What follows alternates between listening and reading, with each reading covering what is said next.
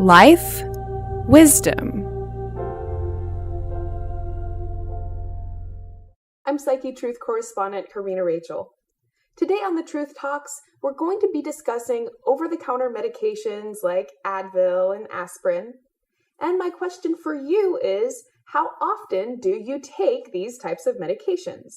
Advil, aspirin, etc.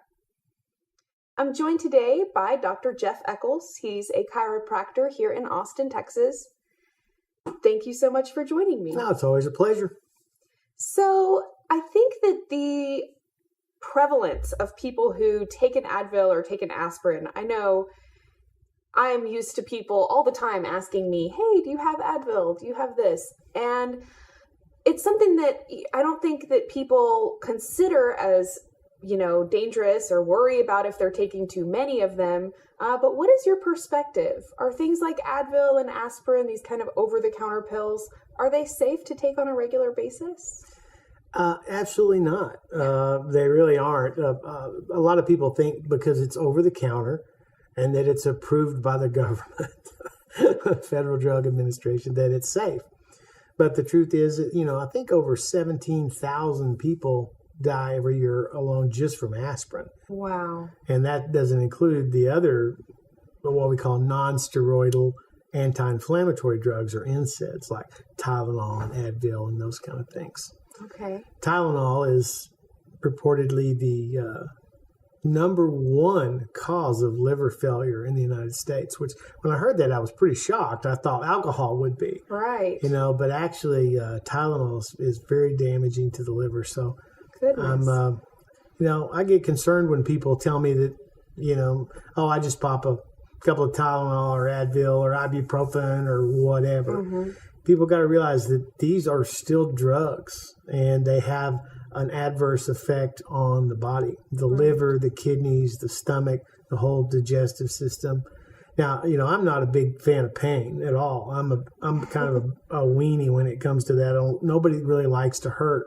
Right. And if I was in enough pain, I would probably just about try anything to alleviate that. So I definitely understand, and my heart goes out to people who are having pain. But as a long-term solution, that's probably not a good one. Maybe a short-term solution, might be okay. But a long-term solution is probably not a good idea because of all the damage that can be done. I actually had a patient came to me one day, and we were talking about his history of taking aspirin.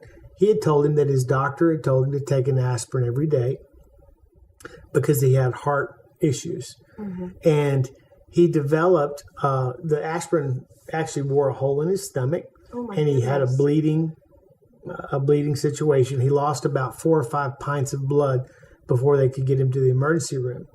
And he almost died. And they repaired it. And then that evening, after we went home, he had another one. And they barely got him to the hospital again before he died. So he almost died twice in one day from this, and that was from just the constant, taking aspirin so much. It just really did a number on his stomach. Right. So I think in certain types of rat poison, they actually use aspirin to erode the lining of the gut. So we want to be real careful with those kinds of things. There's a lot more natural approaches to pain relief and helping people modulate their pain that we can use but do so in a way that actually nourishes and supports the body rather than tears it down. Right. And, as you've discussed in previous videos, pain, while it's very pesky to deal with, is a signal that our body is trying to tell us that something is wrong. You either, if you've got pain in your back or in your spine, well, then you probably need to, have that looked at, by a chiropractor, certainly. Mm-hmm. And I think that is in addition to the harmful effects of the Tylenol, the Advil, the aspirin that some people are popping several times a day, several times a week, is that whatever signal that pain is trying to send to them is also being ignored. Mm-hmm. So while they're kind of adding insult to injury there. Exactly. What are some examples of the more natural pain relievers that you mentioned? Well, first of all, we want to figure out through doing a thorough examination what the cause of the problem is. Sometimes it could be something that people are actually eating that's causing them to have, like, let's say headaches, for instance. Chocolate is one of the biggest triggers, unfortunately, of headaches, so that can be an issue. Oftentimes, headaches can be caused by misalignments in the neck or any part of the spine, but especially up here in the neck area. And I've had lots and lots of patients who've had headaches, and that's the only thing they know to do. You know, they've always been taught if you have a headache, you take an aspirin or a Tylenol, and it goes away. But it may or may not. But if it does go away, it's coming back tomorrow or the next day. And maybe it goes away, but there's a cost. There's a cost. And of course, we don't really feel our liver, degrading. We don't really feel the stomach lining, sloughing away. So we don't really know until the damage is quite severe and we have real problems like that. So again, pain is just a way of your body letting you know that there's something wrong. And taking a pill is kind of like, if you were driving your car and the oil light came on and you see that there's a problem, that's kind of a symptom of a problem in your car.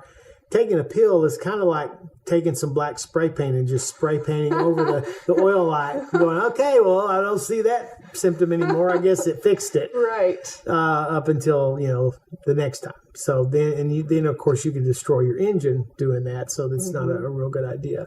And we have a lot of different supplements that we can give people that will help to modulate pain by bringing inflammation down in the body. And these are things that really help support the body and nourish them. Different vitamins and minerals and things that we can give to people. Different herbal formulas that will help to bring inflammation down. Right. That can really help. Well, certainly. And I think that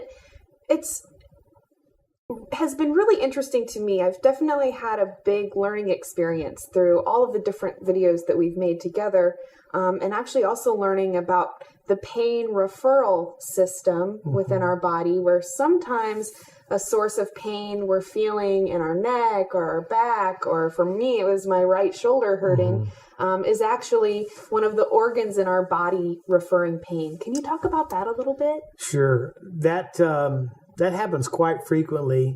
And, before I realized this in my own practice, somebody would come in and they would complain of right shoulder pain and neck pain. And I would look at their shoulder and they would tell me, I just woke up and it was hurting like this. So they didn't really have any trauma associated with it. It just started hurting. And I would adjust their neck and their shoulder and they would get some relief, but it really wouldn't fix the problem until finally I realized that the organs are actually referring pain. When somebody goes to bed at night and they don't have anything wrong and they wake up in the next morning and they can't move their head, it's almost always a problem with an organ reflexing, referring pain to a specific place. And I believe in your case, wasn't it the gallbladder that was actually referring pain into your shoulder and causing that? And I had that happen myself the other night. I had a gallbladder spasm and I woke up the next morning and I couldn't really move my head very well. And I felt like I had a knife stuck in my shoulder. So, we kind of think, well, I'll take an Advil for that. Well, that's probably not going to help your gallbladder at all. It may make things worse. It may make the pain go away for a little while.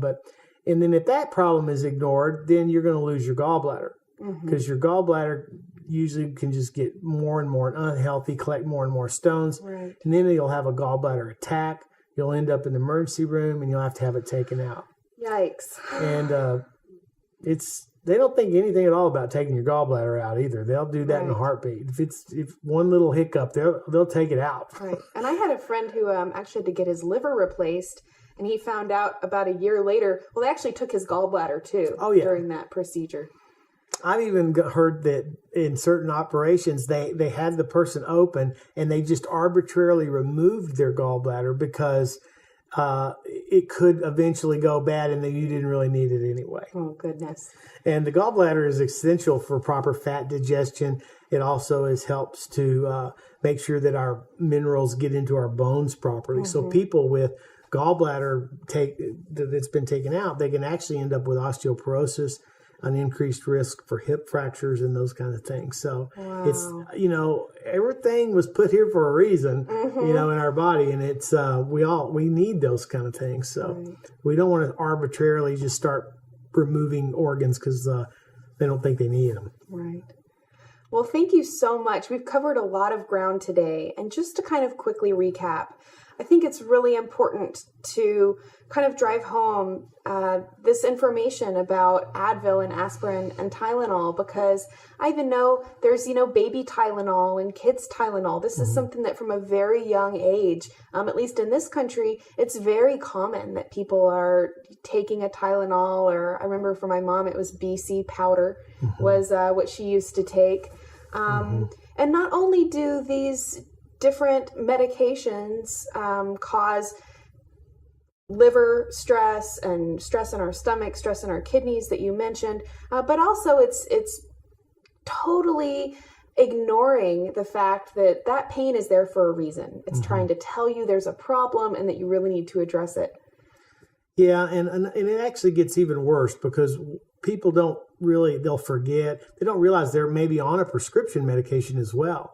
We don't really know how that's going to interact. And then they may have a few drinks on top of that. Now we've got a soup for disaster. Right. Here we've got alcohol, we've got over-the-counter medications, we've got prescription medications. We're throwing these all into the mix. And, I believe that's we've lost some of our good performers and actors and stuff in just that very way, with true. all of these different things reacting together. So, food is the best medicine for our bodies. Great. Food, movement, good clean air, good clean water.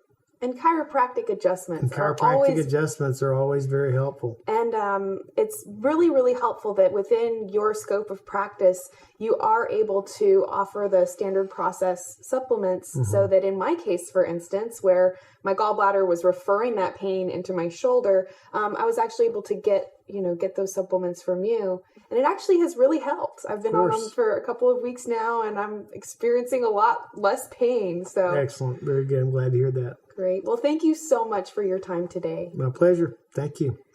Thank you for being here. Be sure to leave your comment letting us know how often you take Advil, aspirin, Tylenol, or any of these over-the-counter medications. Be sure to hit the subscribe button so you can join us again next time when we will be discussing allergies. And be sure to hit the like button and give me a thumbs up. Thank you so much for watching.